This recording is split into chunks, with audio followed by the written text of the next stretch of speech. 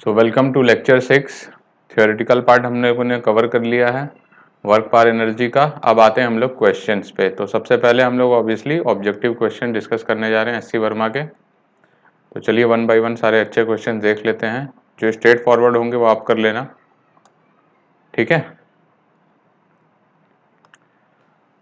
कह रहा है कि heavy stone is throne from a cliff of height h with a speed v।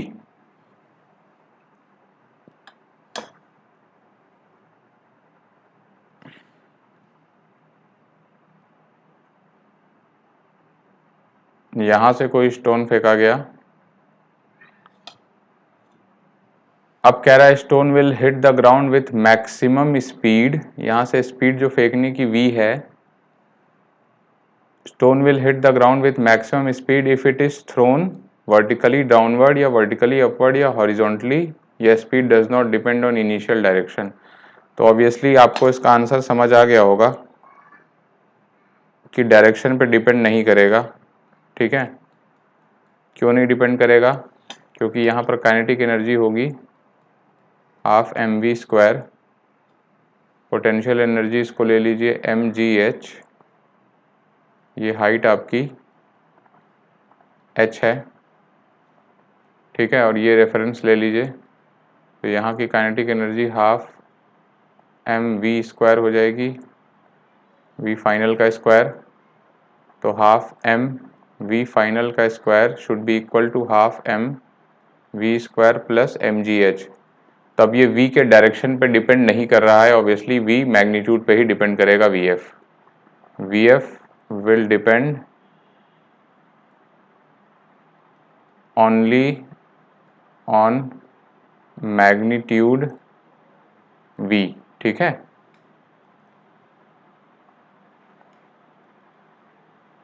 आप कैसे भी फेंकें, अगर इसको आप वर्टिकली अपवर्ड फेंकोगे v से, तो जब पलट के आएगा नीचे प्रोजेक्टाइल में, आप देखे थे कि वापस उसी पॉइंट पे उसकी स्पीड v हो जाएगी फिर से। तो ये इसका आंसर डी हो जाएगा। कह रहा है two springs A and B are stretched by applying forces of equal magnitude at the four ends if the energy. अच्छा, दो स्प्रिंग्स हैं। पहली स्प्रिंग ये है, इस पे इधर F और इधर भी F। दूसरी स्प्रिंग है, इस पे भी इधर F और इस पे भी इधर F लग रहा है।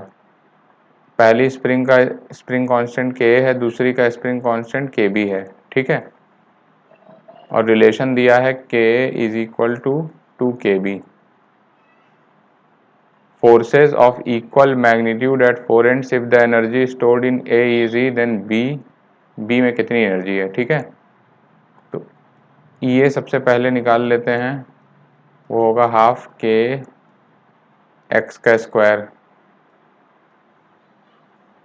अच्छा, x से कितना होगा? x से होगा force upon spring constant K। तो ये बराबर हो जाएगा half K F by K का स्क्वायर। और ये आ जाएगा आपका half F² by K, F² by 2K, ठीक है।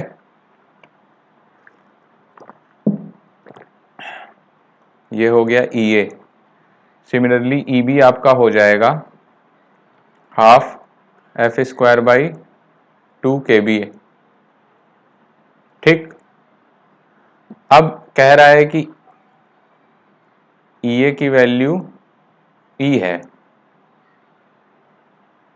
तो EB की वैल्यू कितनी होगी, ठीक है। अच्छा, तो EA बाई EB कर लेते हैं, या EB बाई, ये बहुत इजी क्वेश्चन है, इसमें ज़्यादा कहीं दिमाग लगाने का भी स्कोप नहीं है।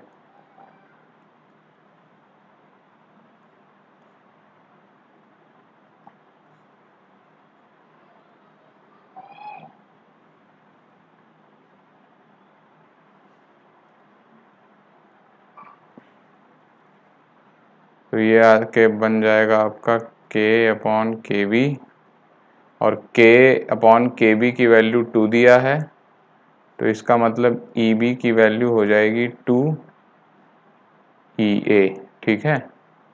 ये आंसर आ गया आपका, डी बी आंसर हो जाएगा इसका। क्वेश्चन नंबर 3 पे आते हैं। Two equal masses are attached to two ends of a spring constant K. यहाँ पे एक मास अटैच है, यहाँ पे एक मास अटैच है, ठीक है, बीच में स्ट्रिंग नहीं है, तो आप सिंपली स्प्रिंग ही बना लीजिए तो ज़्यादा बेहतर रहेगा।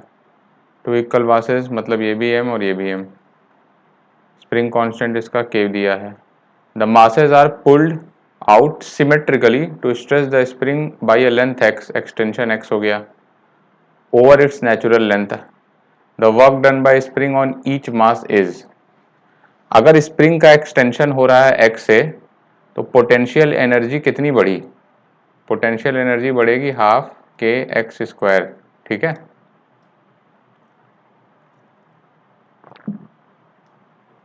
ओके, और आपको पता है work done by conservative force is equal to minus delta you.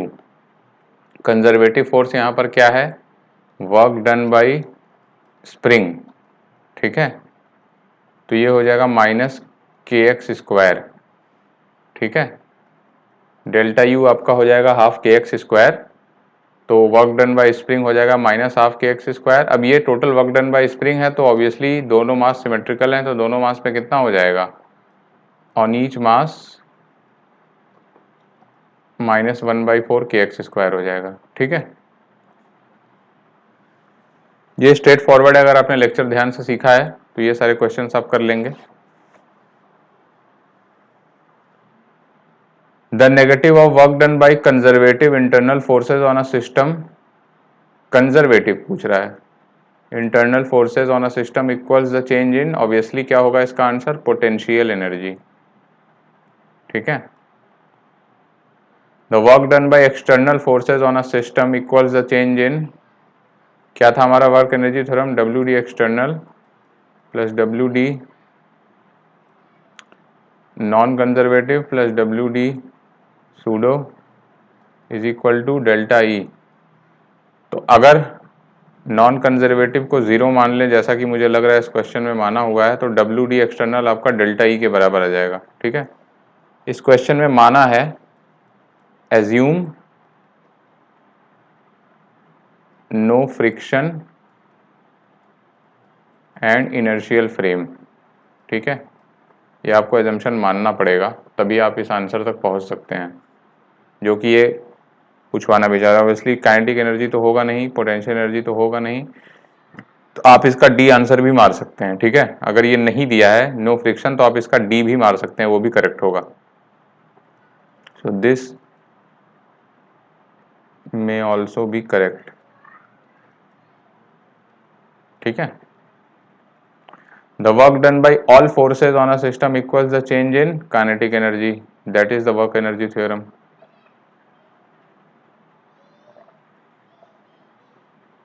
Next question पढ़िए।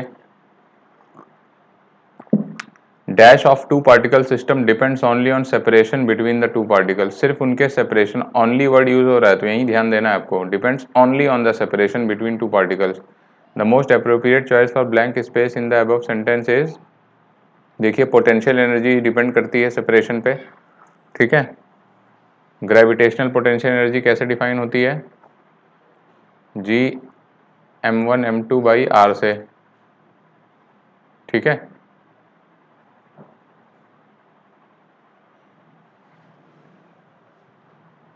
तो सेपरेशन के बीच में माइनस नहीं होगा आगे, सेपरेशन का जो the most appropriate choice for blank space in the above sentence is potential energy. Potential energy is directly proportional to 1/r।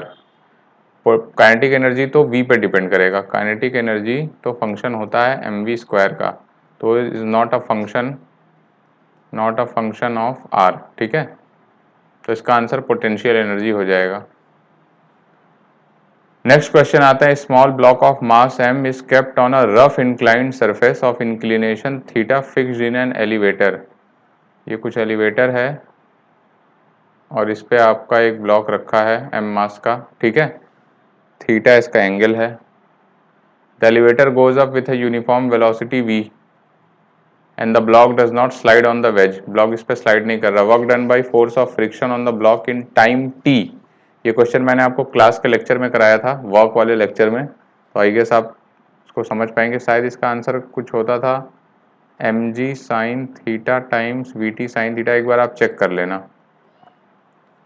तो अगर ऐसा है तो सी आंसर आएगा, in class lecture of work, first lecture में है ये,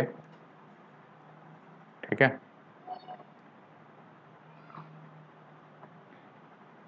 नाइन्थ क्वेश्चन पे आते हैं। A block of mass m slides down a smooth vertical circular track, ठीक। A block of mass m slides down a smooth vertical circular track. देखो vertical circular track आप कुछ इस तरह मान लो कि इस पे ब्लॉक स्लाइड कर रहा है, वो स्फीयर वाला पार्ट मान सकते हो। During the motion the block is in, क्या वर्टिकल इक्विलिब्रियम में होता है? नहीं। क्या हॉरिजॉन्टल इक्विलिब्रियम में होता है? ये भी गलत है। क्या रेडियल इक्विलिब्रियम में होता है?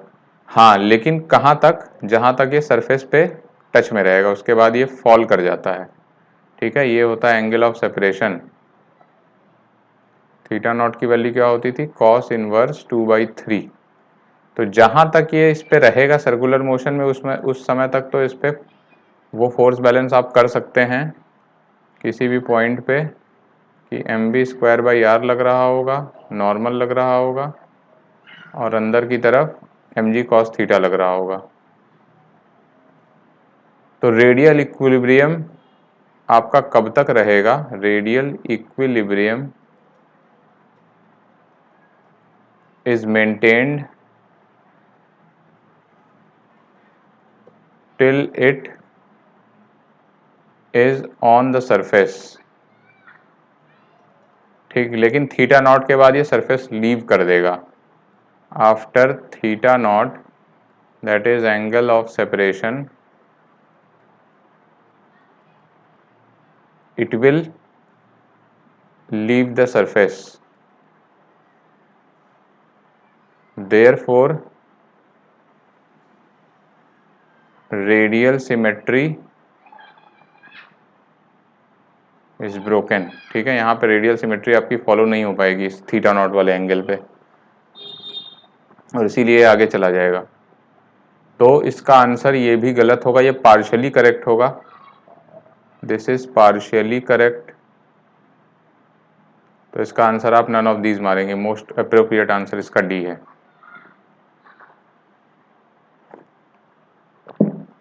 टेंथ क्वेश्चन देख लीजिए। A particle is rotated in a vertical circle by connecting to a string of length L and keeping the other end of string fixed, ठीक है। The minimum speed of particle when the string is horizontal for which particle will complete circle। अब आपको इसमें नीचे से velocity नहीं देनी है, हॉरिजॉन्टल पोजीशन से वेलोसिटी देनी है, ठीक है।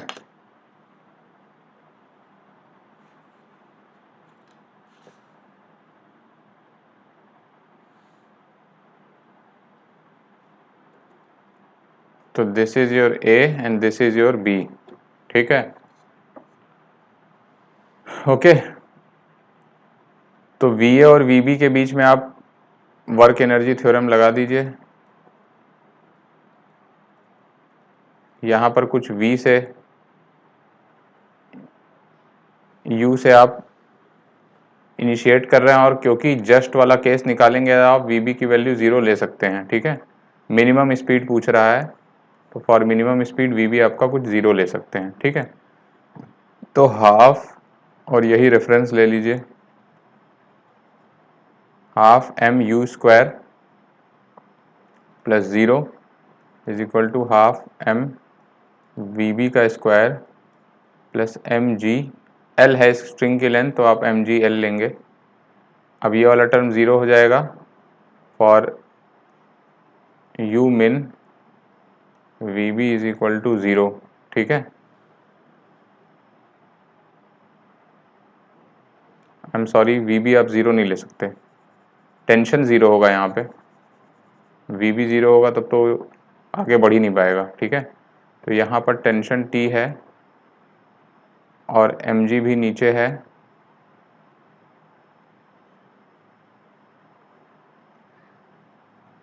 M V B square by R, okay, by L बोलिए इसे। तो M V B square by L is equal to T B plus M G, ठीक है, ये ज़ीरो होगा, ठीक है।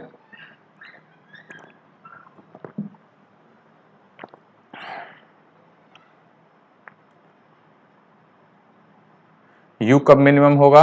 जब VB मिनिमम होगा। VB कब मिनिमम होगा? जब T मिनिमम होगा, ठीक है। For U min, V min, VB आपका मिनिमम होगा, इसका मतलब T आपका ज़ीरो होगा। तो T मैंने ज़ीरो डाल दिया, तो VB स्क्वायर की वैल्यू हो गई GL, ठीक है, MGL, alright.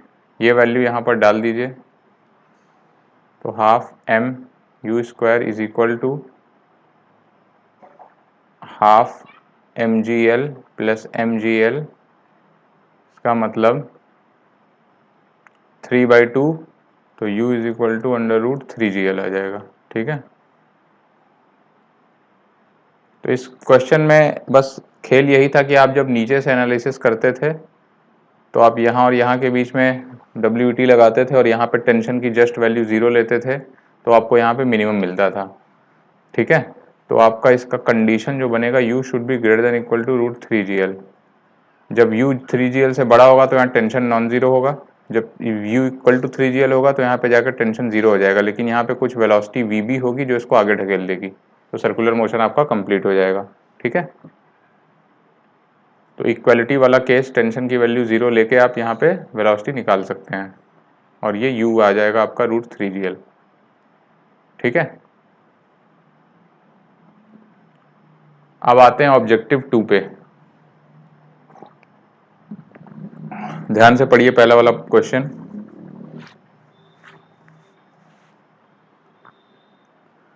A heavy stone is thrown from a cliff of height h in a given direction. The speed with which it hits the ground, ये तो अभी ऑब्जेक्टिव 1 में हमने देखा कि उसका डायरेक्शन पर डिपेंड ही नहीं करेगा, स्पीड पे डिपेंड करेगा, किस स्पीड से फेंक रहे हैं, और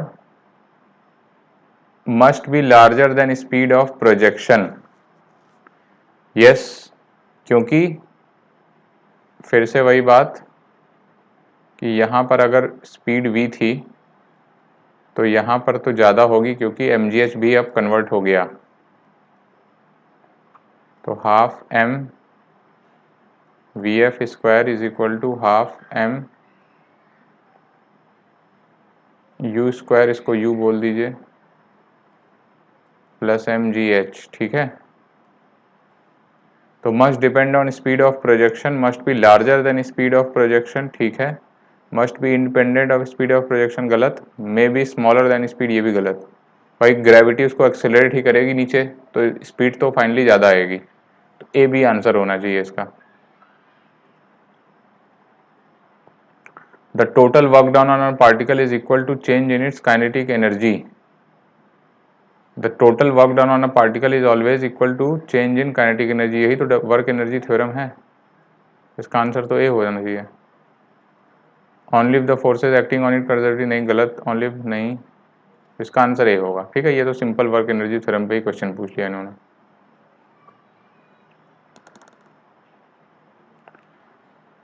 A particle is acted upon by force of constant magnitude which is always perpendicular to velocity of particle। अच्छा, फोर्स का मैग्नीट्यूड कांस्टेंट है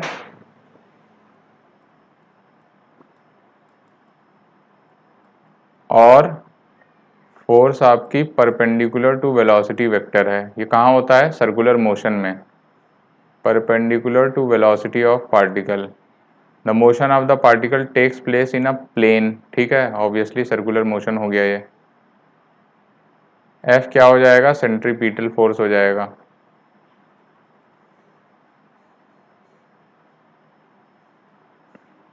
इट फॉलोज दैट, ये कह रहा है कांस्टेंट मैग्नीट्यूड है, एफ की वैल्यू क्या होती है? M V square by R. तो अगर M V square by R constant है मतलब वी कॉन्स्टेंट है, ठीक है।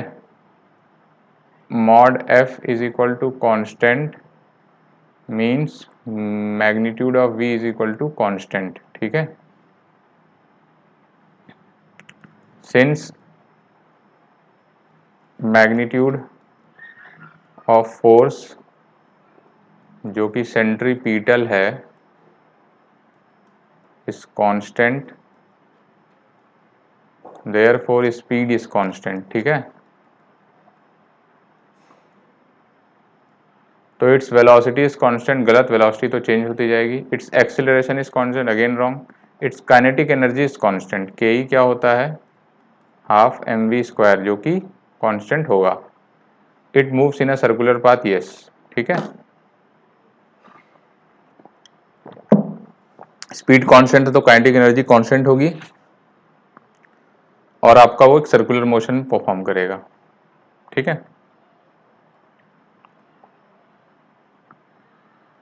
Consider two observers moving with respect to each other at a speed v along a straight line। अच्छा, रिलेटिव मोशन है दो ऑब्जर्वर के बीच में, एक इधर एक इधर, रिलेटिव वेलोसिटी v है, ठीक है। They observe a block of mass m, acceleration इनके बीच का रिलेटिव एक्सीलरेशन 0 दिया है, ठीक है। They observe a block of mass m moving a distance l on a rough surface, ठीक है। रफ सरफेस मतलब फ्रिक्शन है, ठीक है। The following quantities will be same as observed by the two observers. Kinetic energy of the block at time t, क्योंकि इनके बीच में रिलेटिव मोशन है, रिलेटिव वेलोसिटी है, इसलिए दोनों उस सरफेस की उस ऑब्जेक्ट की वेलोसिटी अलग देखेंगे, ठीक है। आपको रिलेटिव वेलोसिटी वाला चैप्टर याद होगा, इसकी वेलोसिटी पर डिपेंड करेगा उसकी वेलोसिटी, तो रिलेटिव दोनों को काइनेटिक एनर्जी अलग दिखेगी। वो कुछ और वेलोसिटी ऑब्जर्व करेगा, वो कुछ और। वर्क डन भी आपका चेंज हो जाएगा क्योंकि काइनेटिक एनर्जी चेंज हो रही है, तो delta W is equal to delta K E आपका वर्क एनर्जी थ्योरम है। तो जब ये चेंज होगा तो ये चेंज होगा, तो पहला और दूसरा गलत हो जाएगा। Total work done on the block, अच्छा ये वर्क डन बाई फ्रिक्शन, अभी इस पर डिस्कशन नहीं किया हमने। Total work done on the block ये गलत हो जाएगा, दोनों अलग अलग मेजर करेंगे क्योंकि डेल्टा के ई दोनों के हिसाब से अलग होगा। वर्क डन बाई फ्रिक्शन पूछ रहा है, क्या work done by friction same होगा और क्या acceleration of the block same होगा। देखो एक्सीलरेशन तो सेम होगा, राइट, क्योंकि इनके बीच में कोई रिलेटिव एक्सीलरेशन नहीं है, तो दोनों इनर्शियल फ्रेम है। Since there is no relative acceleration, therefore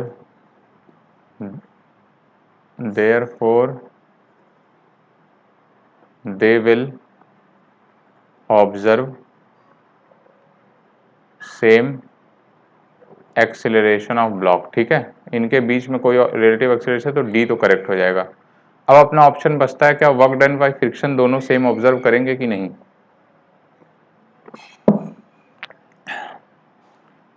तो देखो फ्रिक्शन किस पे डिपेंड करता है, फ्रिक्शन डिपेंड करता है रिलेटिव मोशन पे, ठीक है। तो और रिलेटिव मोशन डिपेंड कर रहा है ए और बी पे, ठीक है, इनकी वेलोसिटी क्या है।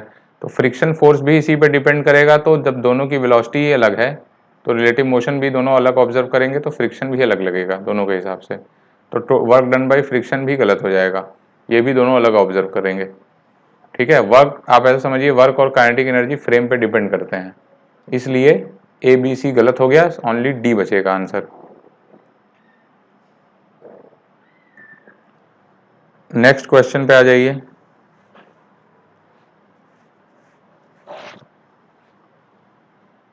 You lift a suitcase from floor and keep it on a table. The work done by you on suitcase does not depend, किस पे डिपेंड नहीं कर रहा है।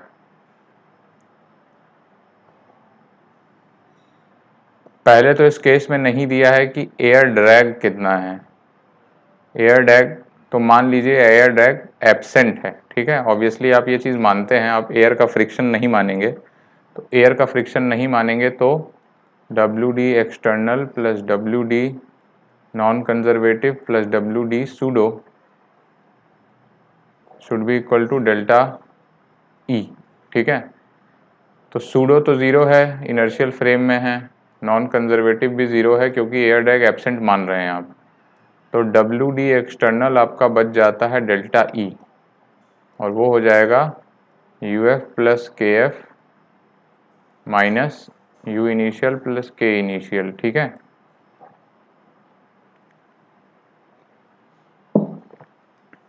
तो जो आपका डब्ल्यू डी एक्सटर्नल है वो किस पे नहीं डिपेंड करेगा, पाथ टेकन बाय सूटकेस पे नहीं डिपेंड करेगा, does not depend on path taken by the suitcase. Okay, इस फॉर्मूले से the time taken by you in doing so, again इस पे भी नहीं डिपेंड करेगा, ये तो final energy minus initial energy पे डिपेंड कर रहा है। Weight of the suitcase wrong, weight पे डिपेंड करेगा क्योंकि पोटेंशियल एनर्जी वेट पे डिपेंड करेगी। ठीक है। u is equal to M G H, तो u इज डायरेक्टली प्रोपोर्शनल टू m, तो सी आंसर गलत हो जाएगा। आपके वेट पे डिपेंड करेगा, नहीं मेरे वेट पे क्यों डिपेंड करेगा, इसमें तो कोई रोल ही नहीं है, तो डी भी करेक्ट हो जाएगा।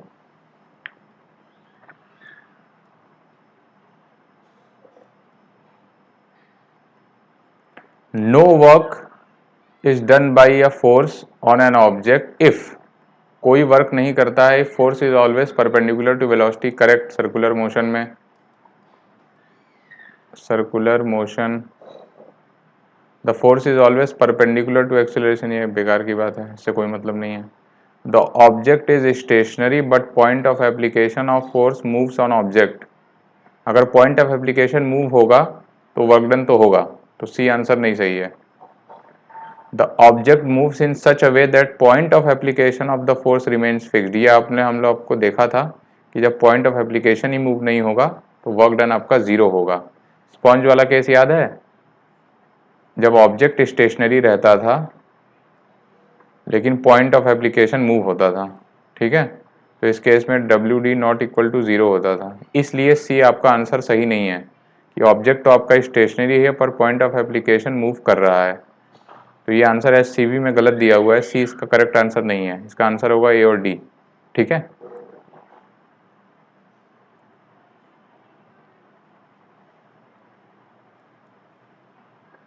सेवेंथ पे आते हैं। A particle of mass m is attached to a light string of length l, the other end is which is fixed. A particle of mass m is attached to a light string of length l, ठीक है, the other end of which is fixed. Initially the string is kept horizontal, इसको horizontal रख दिया, यहाँ पे fix कर दिया है। अपवर्ड वेलोसिटी v दे दी इसे। The particle is just able to complete a circle, ठीक है, जस्ट एबल टू कंप्लीट है। तो आपको पता था सबसे क्रिटिकल पॉइंट कौन सा होता है, ऊपर वाला क्रिटिकल पॉइंट। अगर जस्ट एबल टू कंप्लीट दिया है इसका मतलब टी सी क्या हो जाएगा, ये सी पॉइंट अगर मान लें, इसको ए माने और इसको सी माने या बी बोल दीजिए इसे, जस्ट एबल का मतलब है टी बी आपका ज़ीरो हो रहा है, और जस्ट एबल वाले केस में ये जो यू होता था, यू ए कितना होता था, अंडर रूट 5 GL। ठीक है। The strings become slack when the particle reaches its highest point. Correct, हमने बोला T be equal to zero हो जाएगा जस्ट एबल टू कंप्लीट वाले में।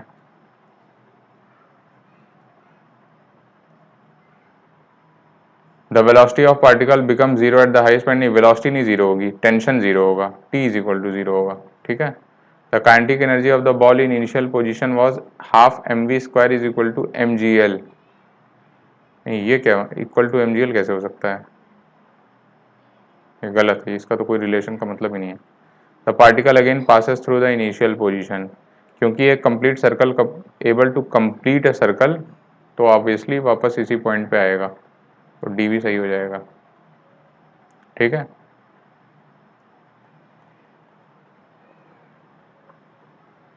नेक्स्ट क्वेश्चन देखिए। The kinetic energy of a particle continuously increases with time, ठीक है, के ई आपका है हाफ एम वी स्क्वायर, और क्योंकि के ई आपका लगातार इंक्रीज हो रहा है इसका मतलब होगा वी आपका लगातार इंक्रीज होगा। तो कह रहा है कि resultant force on particle must be parallel to velocity at all instant. Must भी लगा है, इसलिए ध्यान देना है, जरूरी नहीं है, पैरेलल जरूरी नहीं है, उसका एक कंपोनेंट होना चाहिए। ठीक है, तो ये आंसर गलत हो जाएगा। The resultant force on particle must be at an angle less than 90 degree all the time. ये सही आंसर है, क्योंकि इस केस में आपका v ऐसा कुछ बनेगा और फोर्स का एक कंपोनेंट आपका आएगा। ठीक है, ये F पैरेलल होगा और ये F परपेंडिकुलर होगा। ऑलरेडी हम लोगों ने सर्कुलर मोशन में ये चीज़ें पढ़ी थी। तो F पैरेलल जो होगा विल इंक्रीज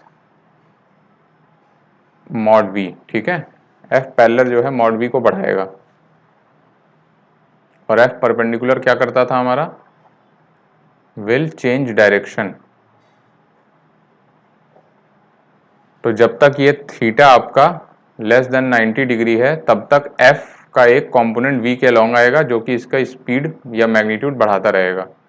ठीक है, तो बी आंसर करेक्ट हो जाएगा। The magnitude it's height above the ground level must continuously decrease, ये फालतू की बात है। The magnitude of its linear momentum is increasing continuously. Linear momentum क्या होता है, mv। ठीक है, मैग्नीट्यूड बोल रहा है तो क्योंकि v हमेशा बढ़ रहा है इसलिए लीनियर मोमेंटम भी हमेशा बढ़ रहा है, तो डी भी करेक्ट हो जाएगा।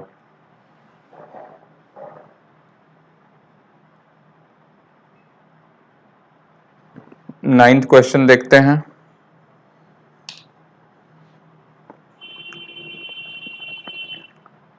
One end of a light spring of spring constant K is fixed to a wall. Another end is tied to a block placed on a smooth horizontal surface. Smooth surface है मतलब friction नहीं है। ये कुछ ऐसी spring रखी है और यहाँ से एक ब्लॉक लगा दिया है। ठीक, चलिए इसका मास m मान लेते हैं, इसका स्प्रिंग कांस्टेंट K बोल दीजिए।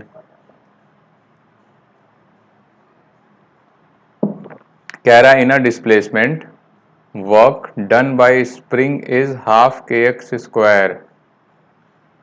सो WD स्प्रिंग आपका दिया हुआ है हाफ kx स्क्वायर और ये ग्रेटर देन 0 दिया है। द पॉसिबल केसेस आर, याद करिए जब स्ट्रिंग को x एक्सटेंशन करते थे, एक्सटेंशन के केस में या कंप्रेशन, एक्सटेंशन या कंप्रेशन बाई x के केस में वर्क डन डेल्टा u होता था हाफ kx स्क्वायर और वर्क डन बाई स्प्रिंग होता था माइनस हाफ kx स्क्वायर। ठीक है, लेकिन यहाँ पर उल्टा दे रहा है, यहाँ पर दे रहा है work done by spring he half kx square है, पॉजिटिव है। इसका मतलब क्या होगा, implies F spring and X are in same direction। ठीक है, तभी तो पॉजिटिव आएगा। WD स्प्रिंग क्या होगा, इंटीग्रल F dx होगा। ठीक है, तो WD स्प्रिंग हमारा जो बनेगा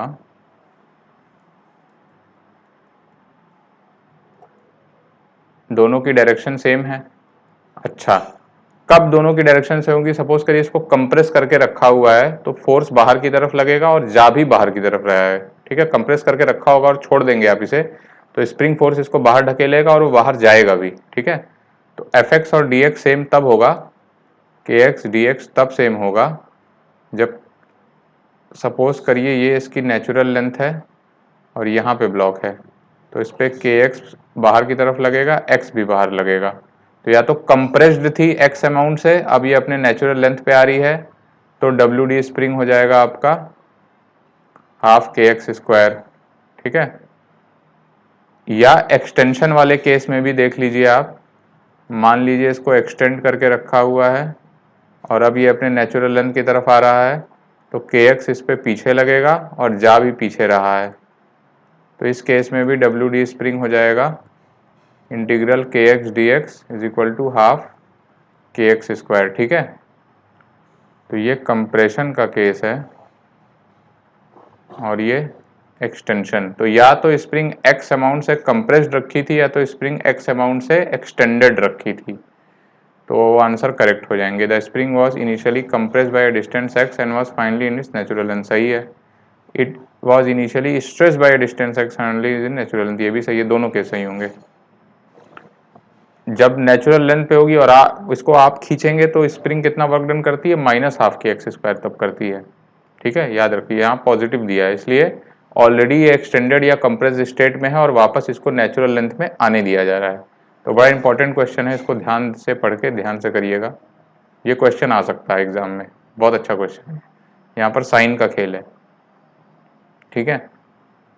potential energy half K x square होती है स्प्रिंग की जब उसे हम एक्स से खींचते हैं। यहाँ पर work done by spring positive दिया है, जो कि हम लोग अभी तक नेगेटिव देखते आ रहे हैं, इसका मतलब ये ऑलरेडी कंप्रेस स्टेट में है, ठीक है। ये आज का लास्ट क्वेश्चन है। A block of mass M is hanging over a smooth and light pulley, ठीक है।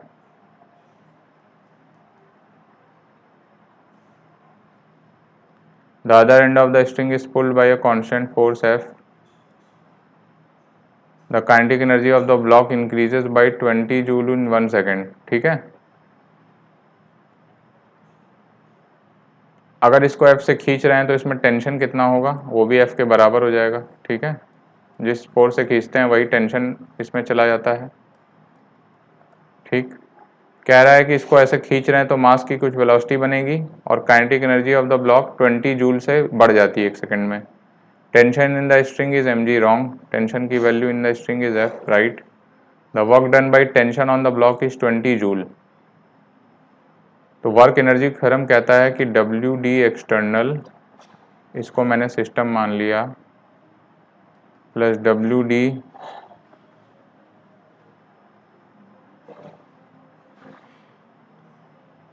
Non conservative plus WD pseudo plus WD conservative is equal to delta K E, ठीक है। डेल्टा के ई मेरा दिया है, तो क्या work done by tension on the block is 20 joule अलग होगा, नहीं, ये सारे का ये समेशन 20 जूल होगा, ठीक है, क्योंकि ये 20 जूल है। ऑब्वियसली सूडो आपका 0 है, नॉन कंजर्वेटिव 0 है, तो work done by external force F और work done by conservative force आपका टेंशन जो कि है सब मिल के 20 जूल होगा। तो work done by force of gravity भी है इसमें, ठीक है, कंजर्वेटिव में ग्रेविटी आ रहा है, और अगर आप ये स्ट्रिंग का टेंशन पूरा सिस्टम ले लेंगे तो टेंशन टेंशन कैंसिल आउट हो जाएगा, ठीक है, टेंशन टेंशन कैंसिल आउट हो जाएगा, तो work done by external force plus work done by gravity मिल के आपका 20 जूल होगा। तो नॉन कंजर्वेटिव को 0 मान लीजिए, सूडो को 0 मान लीजिए, तो WD external plus WD conservative is equal to 20 joule आएगा आपका, ठीक है। आप इसको सिस्टम ले लीजिए,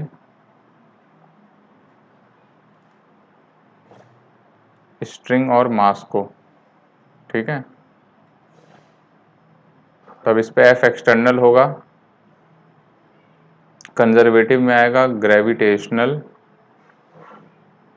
mg, और यहाँ पर आएगा F external is equal to F, तो दोनों मिलकर 20 जूल का वर्क परफॉर्म करेंगे। तो टेंशन गलत है, work done by force of gravity भी गलत है, ठीक है।